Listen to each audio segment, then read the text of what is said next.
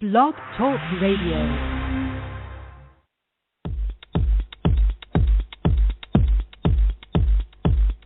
Raw living is a state of mind, a way of being in alignment with your body. Raw living means you put yourself and your body first. Your host, Sidhu-Robb, is the founder of Nosh Detox, located in the UK. They offer innovative raw food smoothies sold across Europe.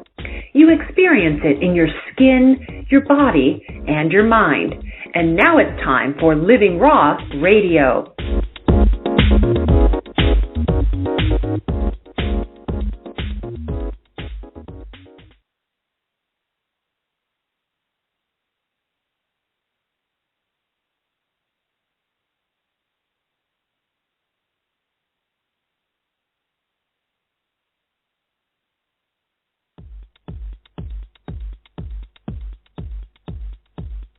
Raw living is a state of mind, a way of being in alignment with your body. Raw living means you put yourself and your body first. Your host, Sidhu-Robb, is the founder of Nosh Detox, located in the UK. They offer innovative raw food smoothies sold across Europe. You experience it in your skin, your body, and your mind. And now it's time for Living Raw Radio.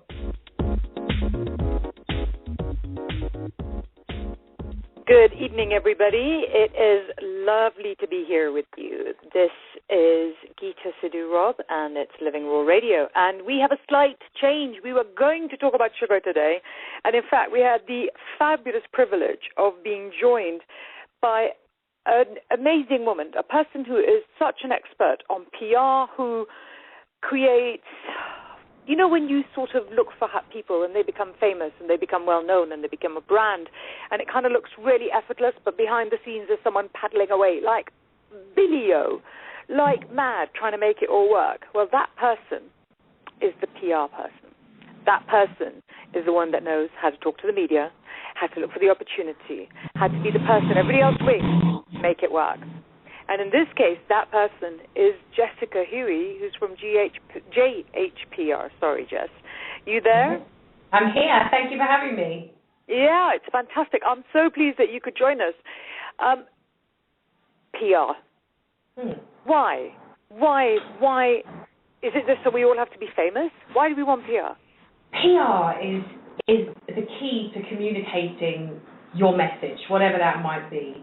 So, you know, whatever it is that you feel you have to share with the world, perhaps it's a fantastic business that you run, perhaps you're an expert or a thought leader on a particular topic, PR is the key to reaching your audience, in a nutshell. So PR is essential for anyone that has a brand or a business or is a personality that wants to grow their audience and talk to their existing audience. PR is the way to do it. So when you say PR is the way to do it, what does it actually mean? What is it that we do in order when you do PR? You're simply communicating a message, and what PR looks like has changed a lot with the growth of social media. So there are a number of different channels that we can use now. Traditional PR was about hiring someone like myself to create a press release and a biog and documents that communicate whatever your brand values are about. So in your case, Geeta, it would be, talking about your brand of smoothies, what differentiates them from the competition on the market, why everyone should be buying them, what the health benefits are, what the inspiration behind you starting this business were, and even what your vision is, and then communicating that through a series of press releases, which we then send to media, so that you can connect with your target audience, who will then go into shops and buy them. But there's a bit of a mystique around PR, and people think it's this sort of luxury, when in fact it's not. It's as essential to anyone running a business or growing a brand as getting a good accountant or lawyer, for example. And there's so much that you can do yourself in-house if you're on a limited budget and you don't have the money to pay an agency. There's lots we can do ourselves, and I spend a lot of time, even this morning at the British Library, talking to entrepreneurs about what they can do themselves to use PR to leverage their business. Okay, so let's take that in two steps. The first step would be, what are the three things that you should expect from your PR? And then let's talk about the three things that you can do yourselves in your own businesses, in your own lives in order to get PR, right? Mm-hmm. So firstly, what would you expect? And secondly, how would you do it? Okay, what you should expect is somebody who takes the time to really understand your vision and understand your drive. It's essential that your PR person gets you, because what's so central to the success of any PR campaign is the human interest angle. You know, story on their own, smoothies aren't particularly interesting. What's interesting are the health benefits. What's interesting are it's the health benefits, it's the flavour, but what's the human side to your business? So we always take a very personal approach with our and really seek to bring it, to draw out the characteristics which will resonate with the people that we're talking to. So your PR needs to understand you. What are you all about, and what are your values, so that they can then communicate that with the journalist they're talking to. You should expect to be kept up to date. You should expect that your PR will spend time understanding and I guess really understanding where you're going, and that they need to be flexible in their approach. You know, PR isn't a quick hit. It's something that you have to be consistent with. Why is that, by the way? Because it's just not magic. It's you know, PR. It's not like advertising where you pay for an advert and what you see is a, you know exactly what you're getting because you're paying for it. With PR, there are so many other factors involved. So, you know, if I'm talking to a journalist today about how fantastic your brand of smoothies are, you know, whether or not they bite, as we say, and really want to then run a story about your brand, is dependent on what else is going on in the news, what else is launched that week. So there's just so many variables, and does it work better with repetition almost? Absolutely. You need to be consistent and see it as an investment, and just keep going at it. It's something that you should be planning around the calendar year and really looking at a 12-month campaign, because there are peaks in buying the year which are dependent on when people are on holiday. I would imagine you see a peak in business in January and February when everybody's more health conscious. Yeah. So it's important that a PR really ups the ante on the PR campaign and is particularly proactive and to capitalise on that spur in healthy living around the start of the year. And thirdly, what should you expect from your PR? What should you expect from your PR expectations? What we expect as PRs is to be kept in the loop. So it's important that you feed your PR with you know, changes in your business, new developments, new product launches, a perspective on a particular topic, so that we can capitalise on that information and make sure we communicate it to its, you know, and really maximise the potential for that story. Yeah.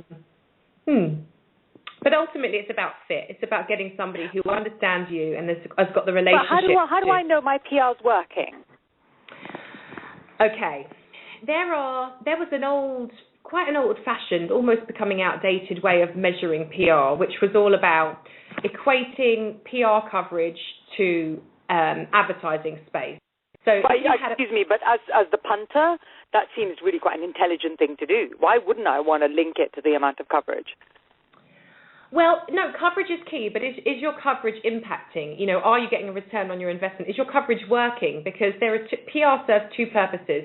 Ultimately, you want to drive sales, but you also want to grow, you know, raise the profile of your brand. And there's all this intelligence around buying, which says that, you know, the whole buying process begins with awareness, and then it moves to consideration, and then you have purchase, then you have customer loyalty, and then ideally repeat business. But I think it's the research says that a customer needs to actually into contact with your brand 3 times before they'll consider buying.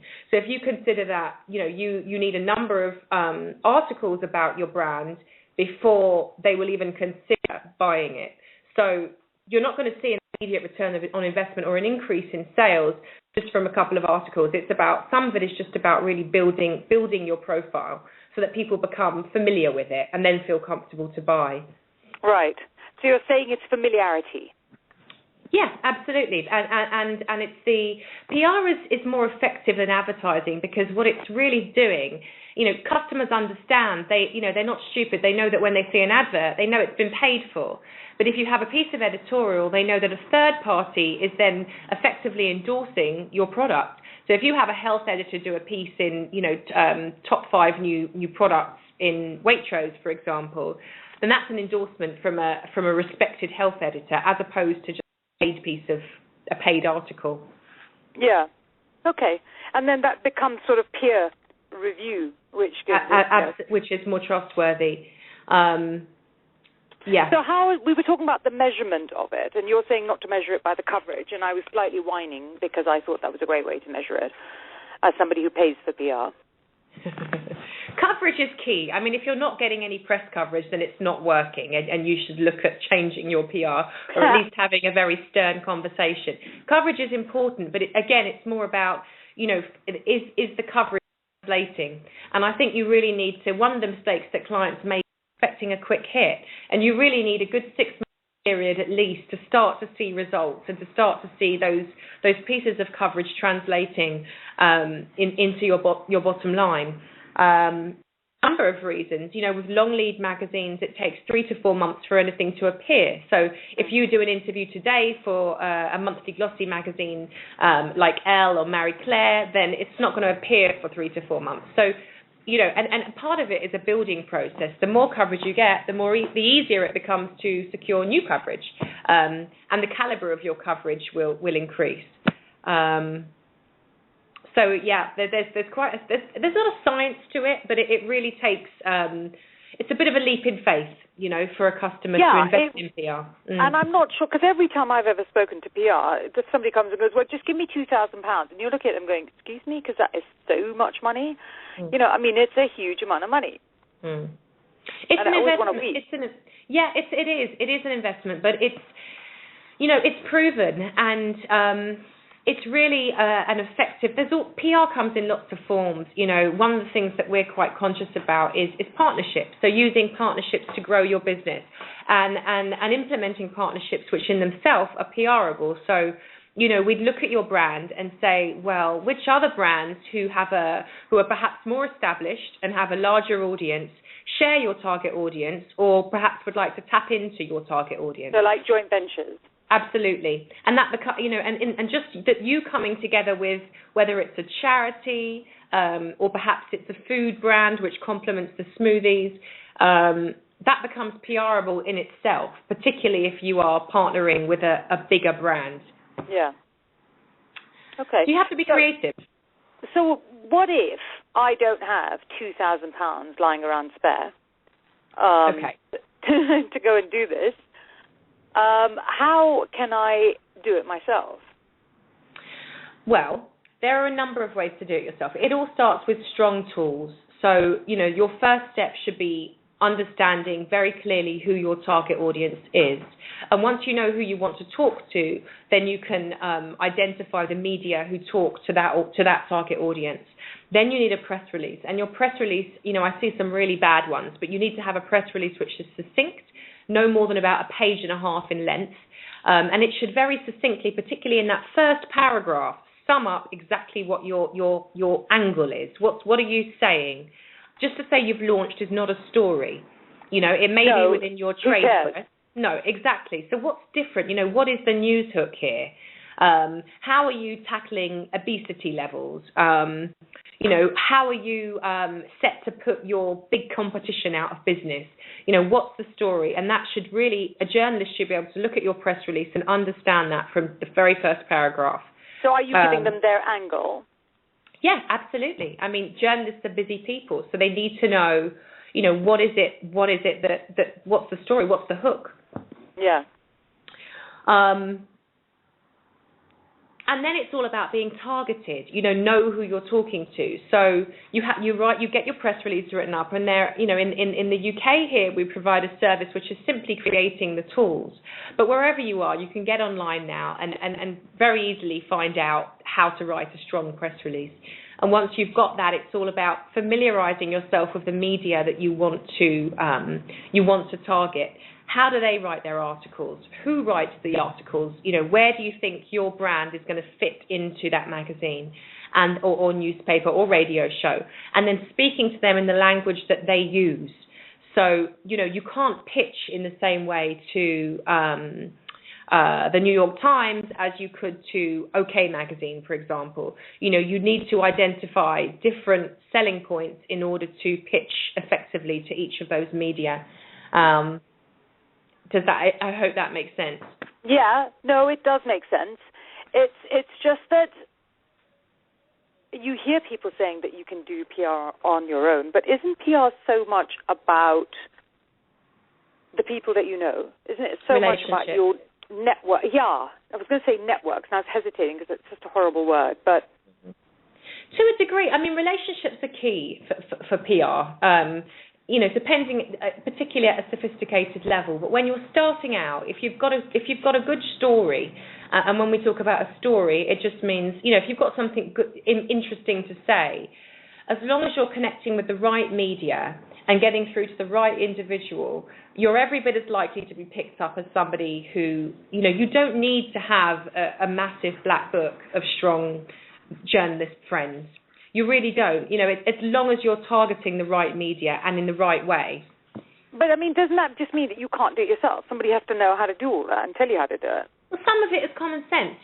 When you pick up, always call first. Again, if your tools are strong, if you've got the right contact details for who it is that you want to connect with, and you've got a tight press release which is succinct and catchy, so a lot of it is it's just people skills, picking up the phone, is it a good time to talk, making sure you're not calling when they're on deadline. So familiarize, when is their deadline before you make that phone call. So much of it is just having a conversation. And yes, it can be hard to connect with the journalist in the first place. Once you do get through, it's really just being able to reel off your elevator pitch very quickly, because they're busy people. And once you do engage, then nurturing that relationship. So, if they're interested in what you're doing, then take them for a coffee. Make sure you pay for the coffee. Follow up once they write the coffee. You can imagine, so you leave them with the bill. That's not going to go down well. No, it's people skills. PR is communication. So it's really just losing the fear and embracing it, embracing it for what it is. Yeah. Okay. I mean, I can see that would make a really, really big difference. I mean, I have to say that despite sort of slightly playing devil's advocate here, I found PR is something that I invested in from, I think, my first year, at the end of my first year in business. And although I have moved PR since then, but I think only once in the last 6 years, or twice maybe, I've just always valued it, because what it's done for us is it gave us, I've always thought PR was just another access gateway. And so I have people that do my digital platforms. I have people that do my accounts. And that's because they're better at doing those things than I am. So for me, my PR, of which I have two, are, and in fact, Jess, you introduced me to one of my PR. To me, they're the people that are the gateways into my media communication, and that's how I treat them. I treat them with a great deal of respect, and they pay back for that for us with in spades, frankly, I think. I mean, it's always going to be the ideal to get somebody on board who, has years of experience and has nurtured relationships with these people, with these key journalists that you need access to. So that's always going to make that's going to make everybody's life easier, because they can deliver a lot more quickly than you can, cold calling. There's no question. But it's important for me to, again, take away some of the mystique around PR, because there is a way, even at a very basic level, your local newspaper is always going to be interested in occurrences in their local area. And that's a very gentle way to start to dip your toe into PR.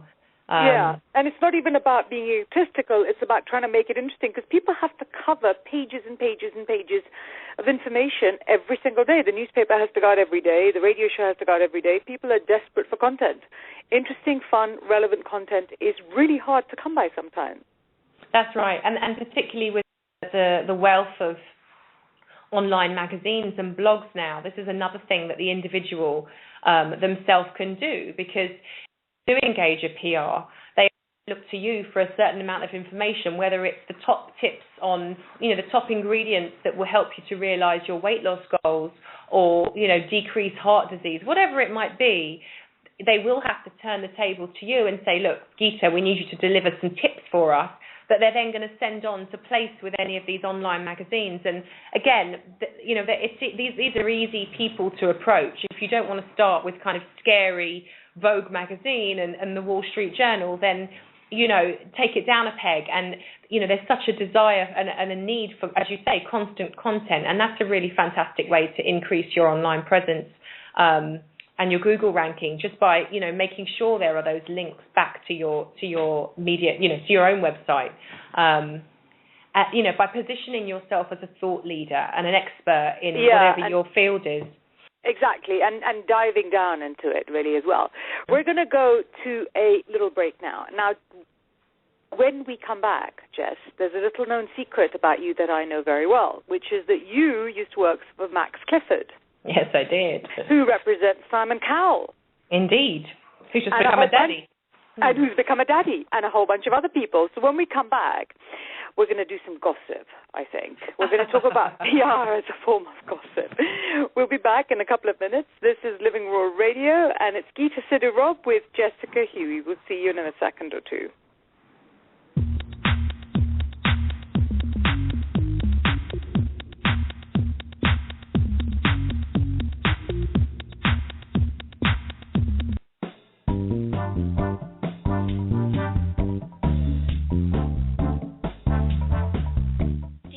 Sluggish?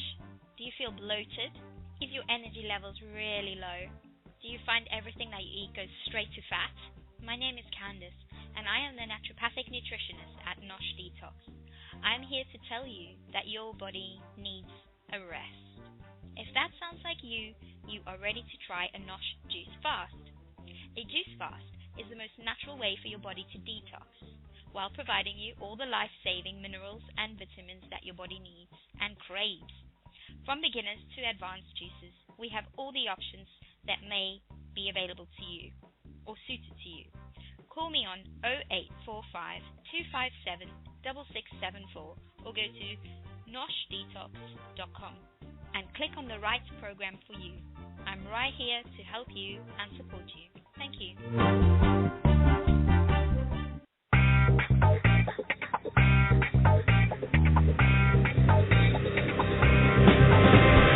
Nosh Detox is an award-winning company for your ultimate health improvement.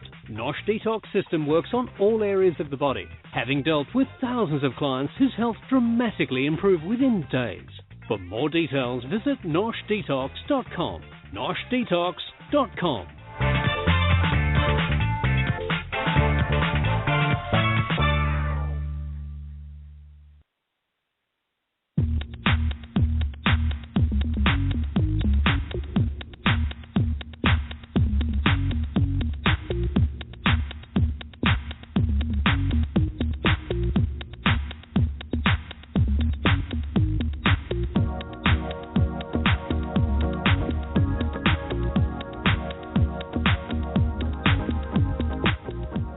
Living Raw Radio, and this is Geeta Sidhu-Robb with Jessica Huie. We are going to talk down and dirty now. We're going to talk about gossip. We're going to talk about all kinds of things. We're going to get people running after Jess with a gun, I hope. Jess, you worked for Max Clifford. Now, for those of you who've been on a planet somewhere other than here for the last 15 years, Max Clifford made the entire genre of famous personalities, I think, almost all entirely by himself, and just has the most incredible client base. People like Simon Cowell, who everybody knows. Who else, Jess, is on his client list? Goodness, I'm not quite sure today, but people like, everybody from David Copperfield, I know in his early part of his career, he worked with the Beatles. It's been a huge diversity. But the other side of the business was often business people who wanted to become stars. So do you have Dragon's Den in the States? You know, Dragon Peter Jones was a client. Yeah. And these were people who came initially to us as a company as just successful business people, but really wanted to, become celebrities in their own right, famous for their success. So a lot of our role was to take unknown people and make them famous for being experts within their field. That's fantastic. So how did you end up working with Max Clifford? How did that work from your point of view personally? Yeah, it was one of those wonderful sort of serendipitous, I can't even speak this evening. It was basically luck, I think. It was a good thing. Opportunity. Yeah, it was a blessing. I mean, I was a young uni student doing my degree in journalism and wanted to get some work experience. And it was simply a matter of picking up the phone and contacting, well-known PR agents who I was familiar with and applying for an internship. And luckily for me, Max Clifford's office came back to me, asked me to come into an interview, and the rest is history. Wow. And, yeah, I went off and worked as a showbiz journalist for a few years before eventually going back to Max Clifford Associates and working there for about 6 years in total.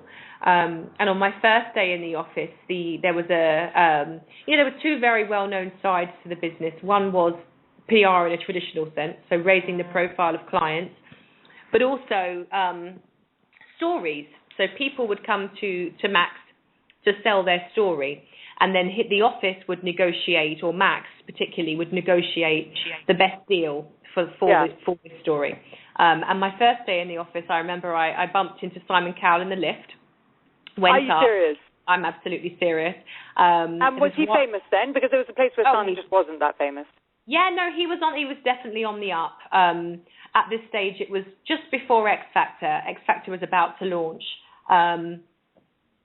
And literally that afternoon, as I got into the office, Rebecca Lewis of the famous David Beckham saga was in the office, and there was paparazzi everywhere outside. Are you serious? Yeah, quite a frenzy. So as a wide-eyed 22-year-old, I think it was pretty overwhelming, but exciting. And it was just a tremendous place to cut my teeth and really gain some fantastic, contacts and relationships that have stayed with me to this day. So what can you tell us about that happened? That for example, had it or two things. One, that you stepped in and stopped it being a disaster, but that you can talk about, and one that actually was the most appalling disaster ever, and you're like, oh my God. Okay, so for the first, I guess we had some hilarious experiences because there were always so many colourful personalities that we had to deal with, and often, huge egos and some really wonderfully inspiring people as well. But we had a particular client who was an heiress, and of course we can't mention names, but she was an heiress and quite fabulous. Was she blonde? Making me laugh about it. She wasn't blonde. No, she wasn't. And I won't say anything else. And we had to do this house hunting with an heiress story. And what we did was, but she was very passionate about animals and animal rights. And we had this other client who was Monaco, who were a property company with the most incredible properties across the south of France, all, worth several millions of pounds.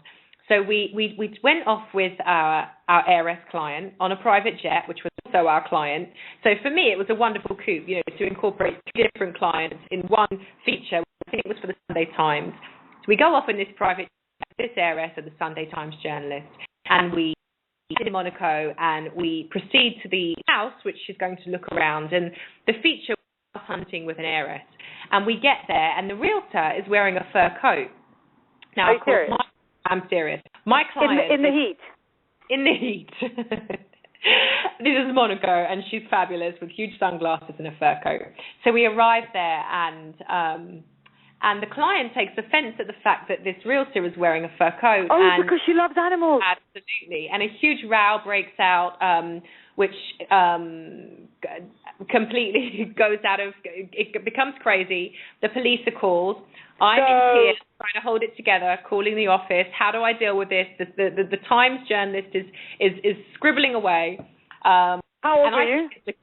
I'm like 22 at this stage. And no. this is a big deal for me, and it's my, I'm so impressed that I've got 3 clients in this one story. It's going to be amazing coverage, and I think it's a disaster. So anyway, the jet that ends up being brought forward to return us to Farnborough early, and we fly back. And cut a long story short, when the article actually came out, the client was absolutely delighted because, as farcical as the whole thing was, she kind of reveled in it, and in the end, it was fine, but I was so shaken that as I got back to my car and drove home, I knocked over a cyclist accidentally. Thankfully, he wasn't hurt. But it was one of those things you'll just never forget, ever. Yeah, so there's been some funny experiences. But yes, it was always colourful, always colourful, from... and of course, part of PR is not just putting things out into the media, it's also keeping things back and really controlling, one's image and dictating what goes out there into the public arena, so that it's not left to the jurisdiction of the people who are writing the stories. And the more high profile you are, the more important that becomes. Wow, that's amazing. That's really frightening. And what about something where you got to actually do it and you averted disaster? Goodness, averted disaster. I'm trying to traipse back over about 15 years in my memory here. Averting disaster. I mean, we did. There were goodness. There were lots of times where we'd have events. We'd have events and have to, at the last minute, pull in favours in order to avoid, a major no-show. You'd have, the creme of the media in attendance, and then you'd have your star, who's the reason that everybody's arrived, put up for one reason or another, and then it was really our job, the PR girls, to go above and beyond to ensure that we got them there, or at least found somebody else to take their place, and not ruin those massively important relationships with the media and the paparazzi who are all in attendance. It's so difficult to think of examples without, shooting myself in the foot. Yeah, without completely killing yourself. Yeah, it's a tough one because part of, PR is relationships are so important, and protecting the integrity and the, Doesn't it just make you want to jump up and down, though, when you know something really exciting that nobody else knows, and you sit there thinking, oh, my gosh, if you only knew what I know. About 6 books, which I'm sure would be bestsellers, but I shall have to save those for, or perhaps a nice fiction piece. I don't know. Exactly. Without being sued, that would be a good thing. Yeah. So, when you look at PR, I mean, what's the single most effective technique that you found? When you look at people that are amazing, people like Richard Branson and stuff, what have they done that's made it so different and lifted them out of the common? I think Richard Branson is an incredible example of somebody that has, leveraged his, he's humanized the Virgin brand. And if you look at somebody like Dyson, who even goes as far as featuring in the TV adverts that are shown, they don't hide behind the brand. And that's key. With our clients, it's always very people-focused. And it's about whatever your brand is, drawing out the human interest angle, and really encouraging clients to step forward and not hide behind the brand. So their brand becomes humanized, and they tell the story. People do buy people and not products a lot of the time, and that is so key. So, I always encourage clients to kind of own their expertise and own their brilliance. And often you find men are quite happy to do that. Women often need a push, which is a shame because, it's so effective to... Well, I think women are more self-effacing than men, so they end up not quite feeling that they feel... And we judge women differently. You'll be sitting there going, oh, doesn't she look fat today? Have you looked at her skin? Nobody gives a toss what Richard Branson's skin looks like, to be fair. Mm-hmm. This is true. But again, I think it's about confidence is so key, and I think, you know, if you are brave enough to say, well, actually, I'm, you know, super experienced in this area, and this is what you can learn from me, and then step forward and tell your story, it's very powerful. And you know, with social media as it is, there's never been a better time to do that. You know, I see some brilliance. Anyone that is listening should check out a brand called Jimmy's Iced Coffee. You know, they're a brand who I've been speaking to. Oh, I know Jimmy. You do. If you look at his website, the way his story is told, you know, it's a coffee brand, but it's a great way of humanizing a coffee brand, and it just works. His story is beautifully communicated, and all the kind of characteristics that make him edgy and fun and exciting and likable, you know, just jump at you. He's turned up at a meeting I've been at wearing a cow's uniform. There you go. Completely.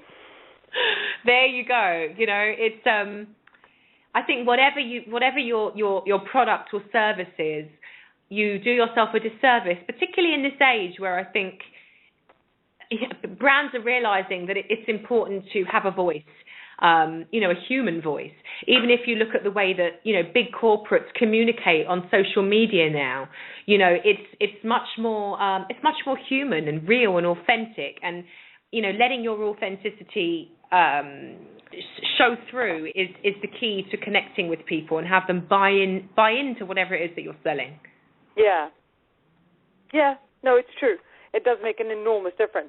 That's just brilliant, Jess. Thank you for that. Because I'm going to go back and look at Jimmy's website. In fact, I might even get him to come on air and tell us about why he did it the way. Great fun. Yeah, why he did it the way he did it, which would be a good thing to do, in fact, because he can talk about the rationale behind it.